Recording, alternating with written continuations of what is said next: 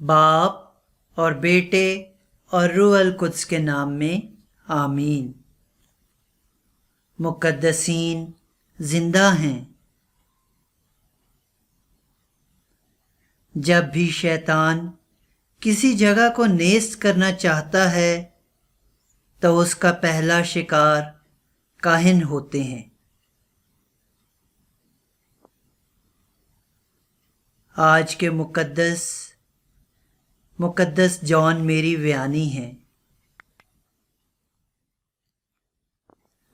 مقدس جان میری ویانی سن 1786 میں فرانس کے شہر لیون کے قریب پیدا ہوا۔ اس کے باپ کا پیشہ کھیتی باڑی تھا۔ جان کے ماں باپ خدا پرست لوگ تھے۔ یہ بڑا پرآشوب زمانہ تھا۔ ابھی جان کم سن ہی تھا کہ مذہبی تعصب اور خونی تشدد کی لہر ہر طرف پھیل گئی۔ بہت سے کاہن شہید کر دیے گئے اور بہت سے کاہنوں کو ملک بدر ہونا پڑا۔ چونکہ جان کے ماں باپ بہت دعا گو تھے، اس لیے جان بھی دعا میں وقت گزارتا تھا۔ اکثر وہ کام کاج کرنے کے بعد کھیتوں میں ہی دعا کرنا شروع کر دیتا تھا۔ چھوٹے بچوں کو تعلیم دینا جان کا مرغوب مشغلہ تھا۔ مذہبی لگاؤ کو دیکھتے ہوئے اس کی ماں کے دل میں اس آرزو نے جنم لیا کہ کاش وہ ایک دن خدا کا ایک کاہن بن جائے۔ مذہبی بغاوت زوروں پر تھی۔ گرجے بند کر دیے گئے۔ پیرش ہال میں پریسٹ کم نظر آتے۔ ان حالات میں 10 سال کی عمر میں جان نے پہلی پاک شراکت حاصل کی۔ زمانے کے ظلم، تشدد اور نفرت جان کے دل سے کاہن بننے کی خواہش کو باہر نہ نکال سکے۔ اس نے دعا، ریاضت اور روزہ کو اپنی روزمرہ زندگی کا شعور بنا لیا۔ انہی دنوں میں جان کی ملاقات ایک بہت ہی نیک اور لائق کاہن سے ہوئی، جس نے ہر طرح سے اس کی مدد کی اور رہنمائی کی اور اسے بلاہٹ پر ثابت قدم رہنے میں بڑی معاونت کی۔ جب جان نے اپنے والد سے کاہن بننے کا ارادہ ظاہر کیا اور سیمنری جانے کی اجازت چاہی تو اس نے بخوشی اسے اجازت دے دی۔ اس زمانے میں سیمنری میں سب کچھ لاطینی زبان میں سیکھنا پڑتا تھا۔ جان چونکہ پڑھائی میں خاصا کمزور تھا، اس لیے اسے سخت جدوجہد کرنا پڑی۔ بہت سی مشکلات کا سامنا کرنا پڑا، تاہم اس نے ہمت نہ ہاری بلکہ نیکی، خدمت اور پاکیزگی میں آگے بڑھتا رہا۔ جان کی تربیت کا عرصہ دوسرے امیدواروں سے طویل رہا۔ کہانت سے پہلے اس کے ریکٹر نے کارڈنل سے کہا کہ جان پڑھائی میں تو اتنا ذہین نہیں، لیکن دعا، ریاضت اور روحانیت میں دوسروں کے لیے نمونہ ہے۔ تو کارڈنل نے کہا، یہ کافی ہے، میں اسے کہانت کے لیے قبول کرتا ہوں، باقی کام الہی فضل کرے گا۔ اس طرح 9 اگست سن 1815 میں 29 برس کی عمر میں جان نے کہانت کا ساکرامنٹ حاصل کر لیا۔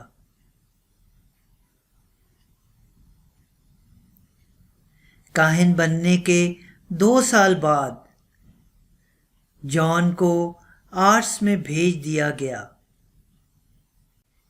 یہ گاؤں اخلاقی پسماندگی اور بے راہ روی کا شکار تھا۔ لوگ مذہب سے بیگانہ اور کاہنوں سے نفرت کرتے تھے۔ گاہے بگاہے تشدد کے واقعات بھی رونما ہوتے رہتے تھے۔ جان نے وہاں جاتے ہی گھر گھر جا کر لوگوں سے ملاقات کی، دن رات بیماروں کی عیادت اور غریبوں کی مدد کرتا رہا۔ بہت سا وقت خدا کے گھر میں جا کر لوگوں کے لیے دعا کرتا رہا۔ اس نے لوگوں کی تبدیلی کے لیے دن رات ریاضت کی اور روزے رکھے۔ رفتہ رفتہ سارا گاؤں اس کا گرویدہ ہو گیا۔ اعتراف کے لیے لمبی قطاریں بننے لگیں۔ کبھی کبھی ایسا ہوتا کہ وہ 18 گھنٹے متواتر اعتراف سنتا رہا۔ وہ اکثر کہتا، کتنی عجیب بات ہے کہ ہم اپنے دوست یعنی خدا سے دور بھاگتے ہیں اور اپنے دشمن یعنی شیطان کی قربت میں رہنا چاہتے ہیں۔ گناہ کر کے ہم اپنے آپ کو خاک میں ملا دیتے ہیں اور دفن کر دیتے ہیں۔ ایک گناہ کئی گناہوں کا سبب بنتا ہے۔ ہم کتنے بدقسمت ہیں کہ ان قیمتی گھڑیوں کو ضائع کر رہے ہیں جو بہشت حاصل کرنے کی غرض سے ہمیں ملی ہیں۔ جس طرح ایک بہادر سپاہی لڑائی سے نہیں ڈرتا، اسی طرح ایک مسیحی کو بھی آزمائش سے نہیں ڈرنا چاہیے۔ قلعہ کی 4 دیواری میں ہر سپاہی خاصا دلیر اور اچھا ہے، لیکن دلیر اور بزدل میں اصل تمیز میدان جنگ ہی میں ہوتی ہے۔ جس طرح کسان کٹائی تک کتنے مراحل سے گزرتا ہے، ایسے ہی انسان جنت تک پہنچنے سے پہلے بہت تکالیف اور آزمائشوں کا سامنا کرتا ہے۔ شیطان انہی لوگوں کو آزماتا ہے جو گناہ ترک کرنا چاہتے ہیں۔ دوسرے گنہگار تو اس کی ملکیت ہوتے ہیں۔ اگر ہم اپنے آپ کو خدا کی حضوری میں رکھیں تو مقابلہ آسان ہو جاتا ہے۔ ہر وقت کمر بستہ رہنا چاہیے۔ جان کے دل میں راہب بننے کا خیال ہمیشہ جوان رہا۔ جب بھی اس نے لوگوں سے اس خواہش کا اظہار کیا تو انہوں نے اس کی پرزور مخالفت کی۔ وہ اس کی جدائی برداشت نہیں کر سکتے تھے۔ جب کلیسیائی سرداروں نے اسے تبدیل کرنا چاہا تو بھی لوگ ہی آڑے آئے۔ اس طرح جان میری ویانی نے 42 برس تک ایک ہی گاؤں میں خدا اور لوگوں کی خدمت کی۔ کبھی کبھار ایسا بھی ہوا کہ اسے اہم ذمہ داریاں پیش کی گئیں، لیکن اس نے فروتنی سے معذرت کر لی۔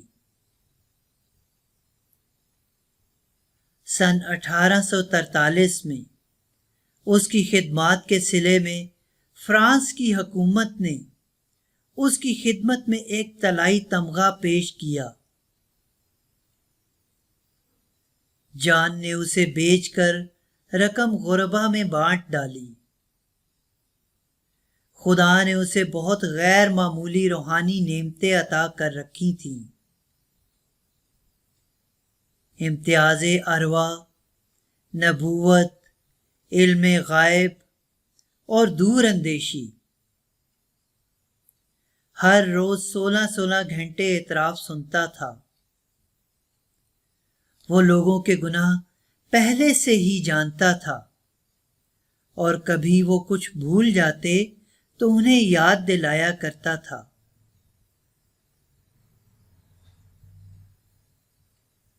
جان بہت سادہ غذا کھاتا تھا، کبھی کبھی صرف 3 گھنٹے سوتا۔ شیطان اسے بھی آزمایا بلکہ زج کرتا تھا۔ اس کی روحانیت کے چرچے ہر جگہ پھیل گئے اور لوگ دور دور سے آ کر اعتراف کرتے، روحانی مشورے اور تسلی پاتے۔ کوئی ایسا وقت نہ تھا جب جان مصروف نہ ہوتا۔ اس نے اپنی موت کی پیشن گوئی بھی کر رکھی تھی۔ 4 اگست سن 1859 کو 74 سال کی عمر میں جان میری ویانی خداوند میں سو گیا۔ اس کا جنازہ مثالی اور غیر معمولی تھا۔ ہر طبقہ کے لوگ آئے۔ پوپ پائس 11 نے اسے سن 1925 میں مقدس قرار دیا